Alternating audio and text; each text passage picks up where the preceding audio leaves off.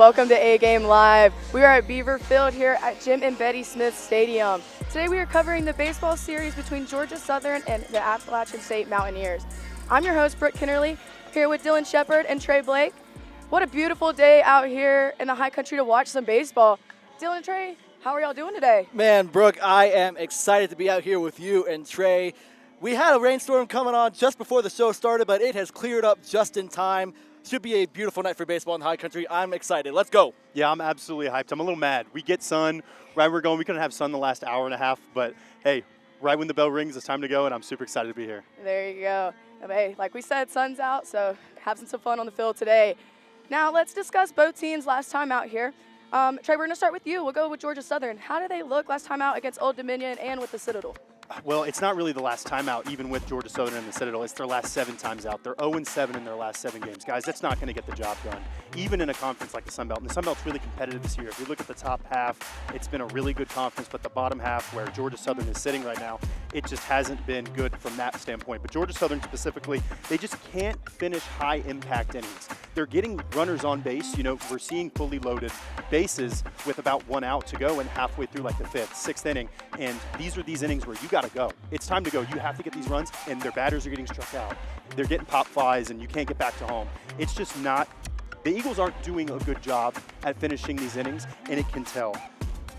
And it's sad because this program hosted a regional 4 years ago. When I started my freshman year, they were the program in the Sun Belt, and it just isn't where they need to be, and it's just sad to see for the Golden Eagles. There we go. Well, thank you for that, Trey. Now, Dylan, on to you. How did App State look last time out against James Madison and their midweek game as well against ETSU? Well, in complete contrast to Georgia Southern, App State has been on an absolute tear in the last week. They swept James Madison in Harrisonburg, 43 runs in 3 games for the Mountaineers against their rivals up in Virginia. They won 10-0 on the 17th. They won 19-14 on the 18th, and then completed the series sweep with a 14-10 victory on Sunday.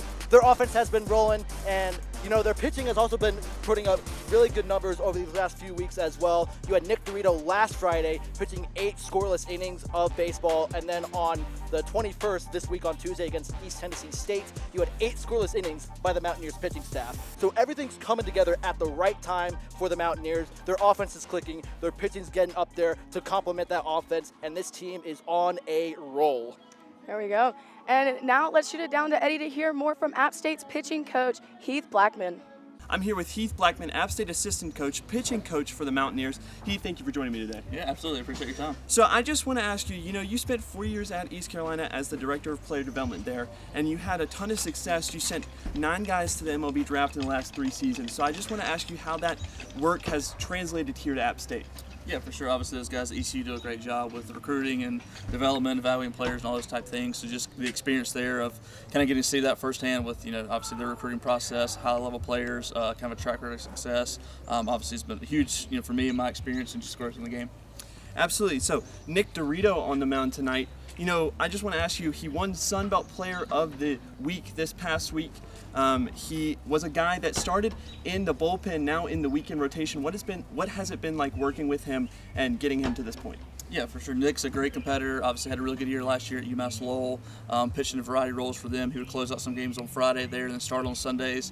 We obviously don't want to do that with him here and haven't pitched that much, but just saw the value early in the season of him kind of being that stopper out of the bullpen. You hand him the ball in the 6th, 7th inning, go finish the game. And then just with kind of how the season worked out and the different things, we felt the need to move him to Friday, and he's been awesome. The type of mentality you want on Friday night to start the weekend for you, and just someone we know is going to go out there and kind of, you got to go beat him, right? He's not going to give the game away. He's going to compete. And so someone we have a lot of confidence in, a lot of trust in to go and set the tone for the weekend. Thank you, Eddie. Great insight from Coach there. Now, let's do a little preview matchup here between both teams. We talked about their last time out. Now let's really dive into what it's going to take for them to take the weekend either way. So this weekend, it's an important matchup in Boone. We have, in the last 10 meetings between Georgia Southern and the Appalachian State Mountaineers, Georgia Southern leads 8-2. Now, Dylan, how do you think and what do you think it's going to take for the Mountaineers to pull out a sweep this weekend? Well, to start off with, Brooke, the Mountaineers are battling for conference positioning in the top seed of the Sun Belt tournament. Georgia Southern's looking to start a late season rally. in general. They're at the bottom of the conference standing. So both of these teams coming in with a lot of momentum. So you can't really rule out momentum in this series. But I think the key for App State is going to be continuing that excellent relief pitching we've seen over the past few series and the past few weekends. They're coming up at the right time. You had, again, 8 scoreless innings in their last game against East Tennessee State. Relief pitching has been a bit of an issue for the Mountaineers this season, but again, they're coming up at the right time. They're getting hot at the right time, and in a conference series against a rival opponent in Georgia Southern, that's going to be big. You also need clean defense out of this Mountaineers team, Trey. The Mountaineers defense has committed a lot of errors this year. I think back to a couple games against Marshall where they committed numerous errors, 4 or 5 errors in a game. You got to clean that up, and if you can have good defense, have good pitching, and keep that offense strong, you're going to get a 3-game sweep. There you go. That is how it's done. And now on the opposite side here, Trey, what do you think Georgia Southern's going to have to do offensively to get it rolling this weekend? Offensively, they got to put runs on the board. Similar to what Dylan was saying, this App State team has been really efficient. This Georgia Southern team has to do the same. You spoke to me about offense. It's just it goes back to what we were talking about. They have to finish these high-impact innings, and it's not happening, and that's something that worries me with this team. My questions come more on the defensive end, but their offense hasn't been good either. Yeah, well, let's talk about the defensive end there. What do you think they'll have to do defensively to just kind of get past the Mountaineers and at least take the series, maybe not sweep? They've got to keep the runs down. Georgia Southern, 3-19 when an opponent scores over 8 runs. App State, on the other side, 17-4 when they score over 8 runs. This is not a good high-scoring Georgia Southern team. When it gets about 6 to 7, they have to stop. Their defense has to absolutely lock in, and that just has not been the case for this Eagles team thus far. If it hits 8, game's over. There you go. And Dylan, I know you talked about relief pitching for the Mountaineers here. Who do you think would be a relief throughout the weekend, or maybe their go-to for tonight's game? I think for tonight and throughout the weekend especially, I look at guys like Max Tramontana and Jake Bettie, who have been putting up some really good performances these past few weekends. Max Tramontana has a really good ERA. He's been putting up zeros across the scoreboard in his last few appearances on the mound. Bettie, too, has been really solid for the Mountaineers recently. So I look for those two guys. But really, anyone that comes out of that bullpen has got to be able to lock in and keep Georgia Southern off the board, because baseball is a game of momentum and a game of runs. If you get multiple runs in an inning, it can spiral out of control really fast. There you go. And like we were saying, trying not to get to that for Georgia Southern this weekend, but on App State's side, hoping for it. So, all right. Well, let's wait around. After this break, we're bringing you more baseball insight. Bryce in the shotgun takes a snap. Troy sends 4. Bryce rolls left, gonna heave it deep, and it's not gonna get there. It's caught by Christian Horn. He's around the outside, and it scores! He scores! App State wins! Holy mother meatballs! It's a touchdown for App State on a Hail Mary! Christian Horn! Touchdown! Welcome back to A-Game Live. Let's touch down on some key players from both sides of the ball in tonight's matchup. Trey, let's start off with you. Who are we looking at? Well, for the Georgia Southern Eagles, we're looking at James McCoy. He is the alpha dog of this Eagles team. He leads them in 8 categories: batting average, games played and started, runs, total bases, doubles, RBIs, and stolen bases. That's a Giannis Antetokounmpo scoreline right there. He gets everything done on the offensive end for this Georgia Southern team. It has to start with him right now tonight. There we go. And now Dylan, over on App State side, who are we looking at? Well, you talk about McCoy being the spark for Georgia Southern's offense. I'm looking at Charlie Evans as the spark for the Mountaineers offense. Evans has been on an absolute tear these last few weeks. He had a 22-game hit streak earlier in the season that actually ended last game against East Tennessee State. No better time than now to start another hitting streak for sure. He hit 2 home runs last Friday against James Madison. He had 9 hits and 7 runs batted in that series. And if he's not beating you with the bat, he's beating you with the glove, because he is statistically one of the best defenders in the country, top 15 in defensive runs saved. I'm looking at Charlie Evans wearing number 3 out there for the Mountaineers for sure. There we go.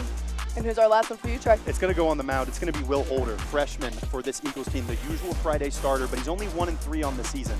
Just 1-3 on the season. That's a scary sight to see. At 6.28 ERA, man, if you're a Georgia Southern fan, that is not a good thing to see. That's just not. They need to see improvement now. I mean, he's a freshman. You expect this slow start and getting into it, but hey, it's the end of the season. You don't want to finish dead last in this conference. There's pride on the line here. He's got to. It's like what I said with McCoy. He's got to go. It's got to start tonight. All right. Are we going on the mound for our last App State here? We are, Brooke. We're looking at Nick Dorito. He's the likely Friday starter for the Mountaineers tonight. And similar to what Charlie Evans is for the Mountaineers on offense, Nick Dorito's that guy for the Mountaineers on the pitching mound. He's thrown more tthan 6 innings in his last 4 starts, including that 8 innings of scoreless ball last Friday against the Dukes. He's got a fastball, slider, splitter, and a cutter for his 4-pitch mix, and he throws all of them to great effect. And it's really important that he goes deep in this game because the less stress you can put on that relief pitching and that bullpen, the better this Mountaineers team performs. There we are. Well, we've talked about some key players on both sides here. Now let's hear from Chris on the sidelines about App State's Stephen Smith. Thanks, guys. We're live here at Jim and Bettie Smith Stadium, where the Appalachian State Mountaineers are getting ready to host a 3-game series against conference rival, the Georgia Southern Eagles. Now, a major player that most fans should pay attention to this season is Stephen Smith, grad student Stephen Smith. Smith comes into the series batting an average of .392, 14 hits, 6 home runs, and RBIs of 38. Now, we're going to toss it to a package created by Carter Marshbanks about Stephen Smith, life after baseball. My name is Stephen Smith. I'm a 2026, and I play shortstop and pitch.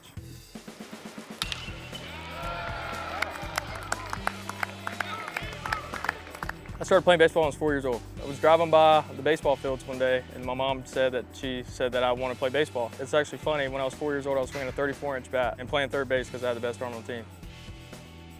My senior year, the fall, I had surgery, so I was just doing PT, didn't get to swing a bat or nothing. So I just took everything, every day, not for granted and stuff like that. So when I was really coming back hitting, I was just focused on barrel to ball. And I think I'm just doing the same thing this year, but we got a better swing prep here than we had at my last school. I mean, Coach Smith does a really good job. We hound in eyes on the barrel. So I think that's what helped this year too, even better.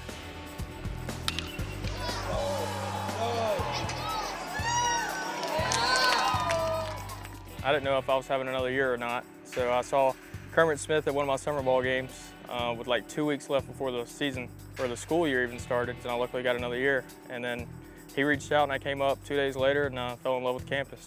My favorite part about being here so far is probably just meeting all the new guys. We're like 20 years old, but we act like little kids on the inside. I mean, we're always playing hacky-sack with each other, hanging out, playing Fortnite, stuff like that. MLB The Show's out right now, so we get in a group chat and just play that. Go to Troy's at least twice a week as a team to go eat. One of the best teams I've been on with like the Brotherhood. We get along very well, off and on the field. Hopefully I keep playing baseball, but sometimes it doesn't happen. But I want to keep being in baseball. I'd like to come here and coach and learn from some of the best, Coach Smith and Coach Mack.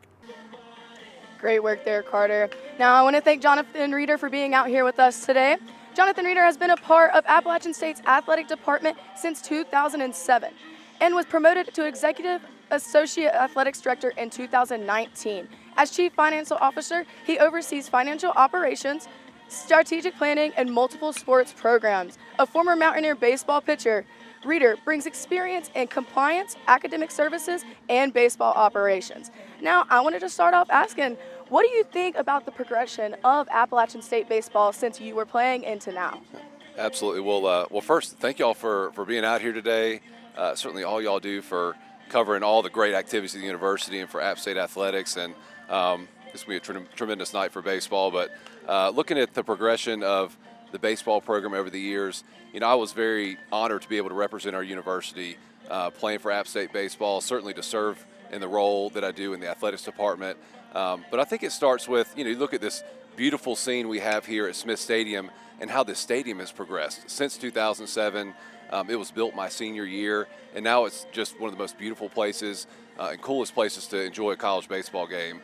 So certainly from a facility standpoint, a lot of great progression over the last, almost 20 years. And then you look at competitively, we've had a lot of great players play in this program in the last 20 years. And then certainly with 2012 getting an at-large bid to the NCAA tournament, and then looking at 2023 and 2024 earning a spot in the semifinal, the Sun Belt conference tournament, one day away from playing for another NCAA tournament bid. Really we want to make sure that every year this program is positioned to make a run at Omaha, and I know only one team wins the conference every year. Only 8 teams go to Omaha, but that's ultimately what we're all about, is putting our team in position to do that. And right now, obviously, as y'all been discussing, the team has been performing very well, in recent weeks. And it, obviously a very big weekend this weekend to put us in position going to the next stretch run, of the season, going to Montgomery here in about a month. I wanted to ask you, Jonathan, because you were a former pitcher here for the Mountaineers for several years. Historically, Boone has been a fairly tough place to pitch at. So what were some of the challenges you faced while pitching here for the Mountaineers, and what are some challenges that the pitchers out there may face tonight? Well, I think, in App State baseball's history, we've had some tremendous pitchers come through the program. Smith Stadium is not just a great place to play baseball, but it's also a great place to pitch now. My senior year, I got to play the last half of my senior year at Smith Stadium. It's great dimensions, kind of a pro dimensions, for the park in terms of how long the outfield is in each corner.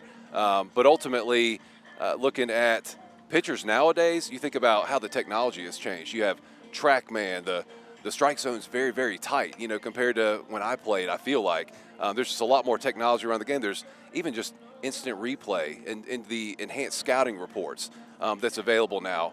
I know that there's video available, for all the hitters to see video clips from all throughout the year, all against all these different opponents, of each pitcher they're going to face. And so with all of those, it's becoming a lot more difficult, but I also think the same principles hold true when I played as today. You limit walks and free passes, you get ahead in the counts, you throw to both sides of the plate, then you can give your team a chance to win on the mound, regardless. All right, definitely. Well, we just want to say thank you for being up here with us, and we enjoyed having you out here on the desk with us at A-Game. Absolutely. Appreciate y'all. Of course. Thank you. And we'll catch y'all for more after this break.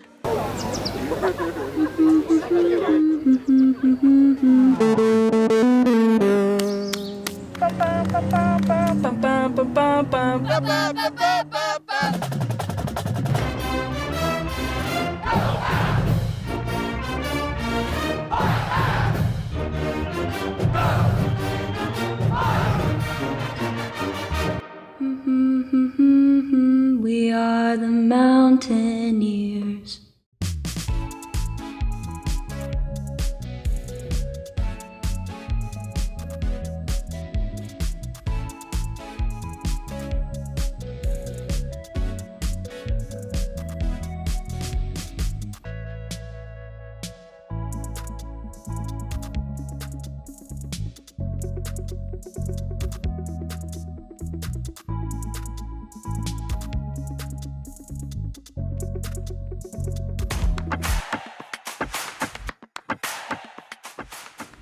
Hello, welcome back to Jim and Bettie Smith Stadium, where everyone is ready for some baseball around here. App State and Georgia Southern both getting ready for this game. App State coming off a hot second half of the season. They've won 9 of their last 11 games with 4 consecutive wins, sweeping JMU last weekend. It's all about teamwork for this squad. They work really, really well together, and it's for the greater good. They're second in the nation in sacrifice flies, and a big part of that is them working together, doing it for the better of the team and not just themselves.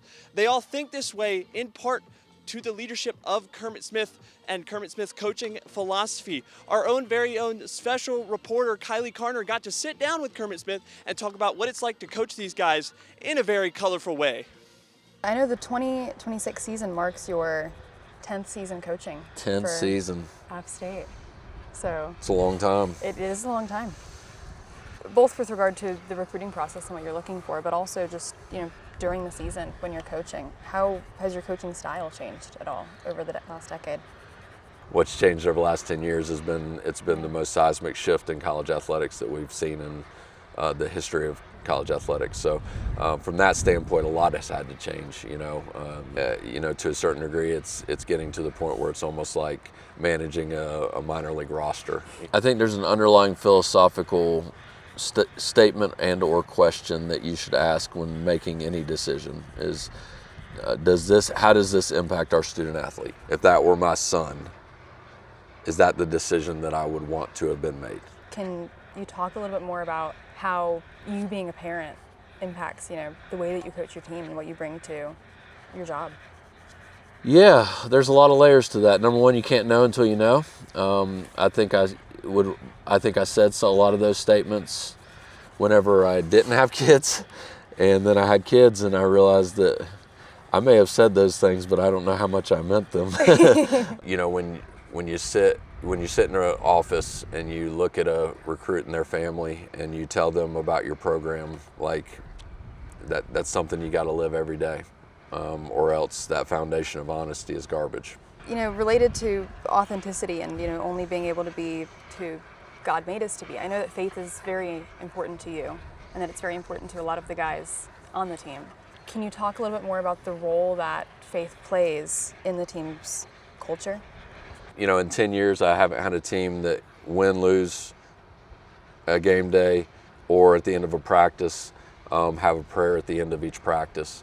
It's probably the most outspoken team that I've had here about their faith, which I love. I think it's something that will continue to help them in the rest of their lives and beyond. What do you think is the most important thing that you would want players to take away from this program? Regardless of what you go on to do in your life, you've got to work to get it. Like nothing's ever going to be handed to you. I would hope that they have watched someone emulate what it means to be a great husband and a great father, and somebody who treated them with empathy throughout their career here. So if nothing else, they go on to play professional baseball, we win national championship. We don't. They know what it looks like to be a man. Great work there, Kylie. Now let's talk Sun Belt Conference. Dylan, I want to start off with you. Coastal leading the conference once again.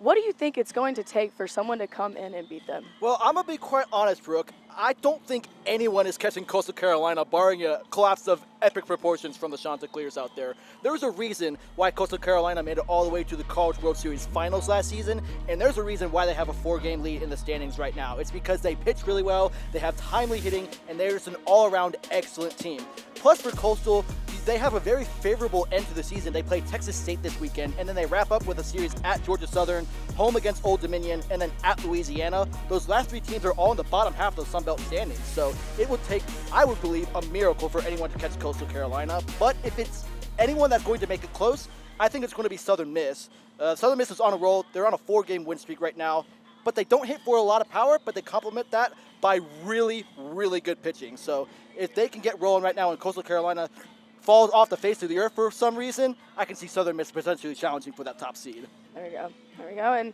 Trey, on the opposite side of things here, who do you see sneaking up maybe lower in the rankings or mid-rankings here throughout the last weeks of the season? Who do you see sneaking up? Well, I just want to say I completely agree with Dylan. Coastal is flat out the favorite. If they get caught, something has gone completely awry. But to your point, I think it's going to come from this. They're tied third right now. It's going to come from this South Alabama Southern Miss series. I think South Alabama has a real chance to move into that number 2 spot, and that puts them in perfect place to, get a super favorable seed heading into that Sun Belt tournament. And we just heard from Jonathan Reeder a couple minutes ago about being able to just play for a bid to the NCAA tournament. That's so important for a program. So South Alabama's got to have their game face on, but Southern Miss is too. I think the big dogs come from this conference really in the top half. I don't think anyone in the bottom half really has a chance. I think it comes from the tied third to second to Coastal. And I'd also say with that, I honestly believe App State can challenge for one of those higher seeds in the conference. They play Georgia Southern this weekend. They've gotten their tough part of the schedule out of the way already. They played Coastal. They played Southern Miss. They won a game against Southern Miss in Hattiesburg. So App State has a very good outlook on the season right now. If their offense keeps it up based on what we've seen, there's no limit to how far this team can go. There you go. And like we said, shout out Coastal. They're kind of helping put the Sun Belt on the map here. Everybody knows about this now. Everybody knows App State's field in general. So, it's just a great time to be in the Sun Belt and to be trying to play for those NCAA tournaments there. Now, as you can see, we have a rivalry on our hands coming up right after. But stay after the break for the best part of the show, Pick'ems. ISO!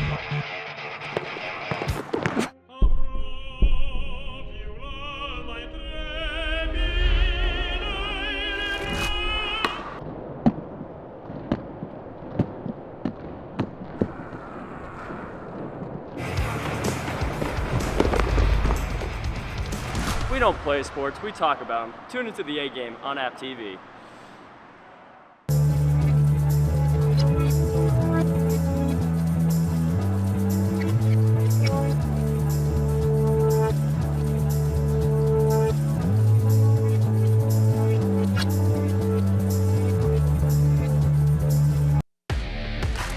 welcome back to A-Game Live.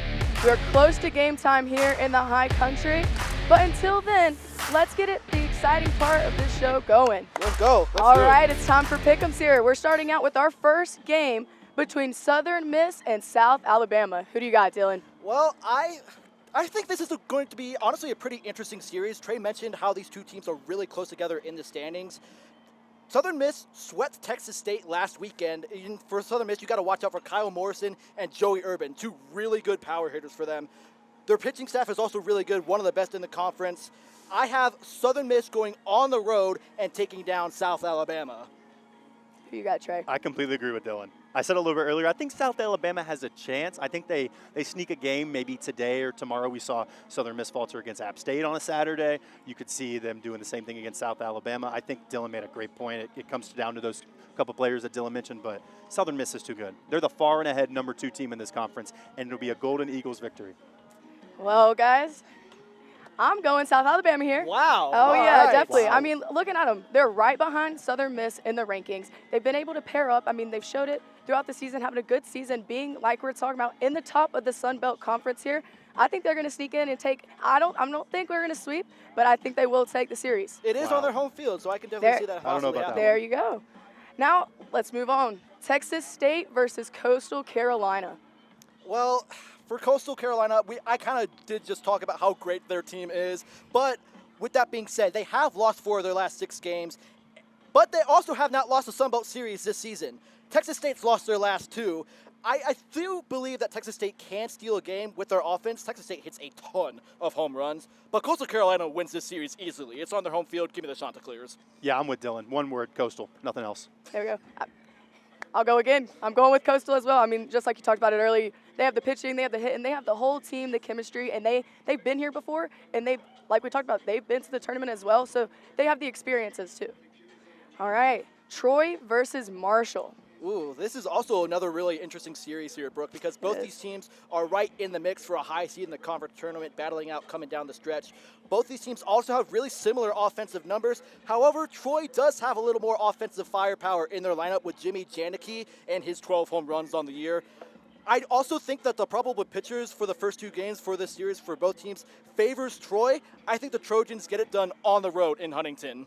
Yeah, I agree with Dylan. I went back and forth on this. I had originally picked Troy, like just straight up. Let's just go Troy. But then I kind of went back and forth on it. I looked at more stats. I delved deeper into it. They're in Huntington. You know, I feel the green, but I have to stick with my gut. I'm going to go Troy. See, I did the same thing as you, but I went with my gut. I picked Marshall here. Ooh, right. Like we said, going with the underdog again. They are on a 3-game lose streak, but I think this weekend they're going to turn it over, and like we said, it's at home. So home field advantage once again. I think that's going to play a big part for Marshall this weekend. Look, all I'm saying is Trey and I have agreed on every single pick thus weird. far. Oh, this is crazy. This has never happened. Really I don't know what's going on. Oh, my goodness. All right, now for the best series on the weekend here, App State versus Georgia Southern. Who are we looking at?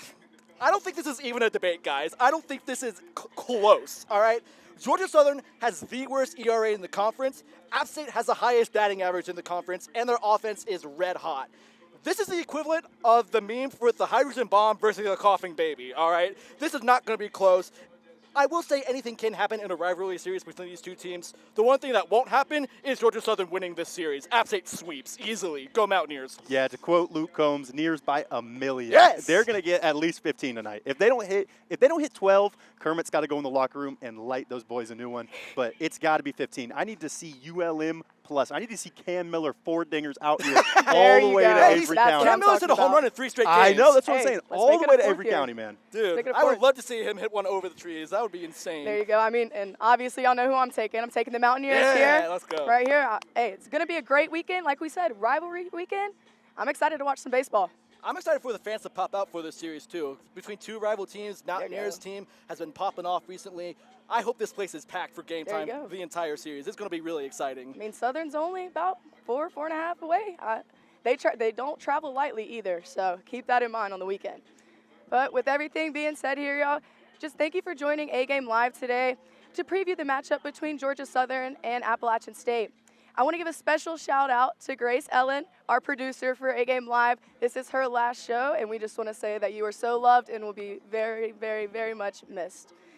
With that, I'm Brooke, this is Trey and Dylan, and thank you for joining A Game Live.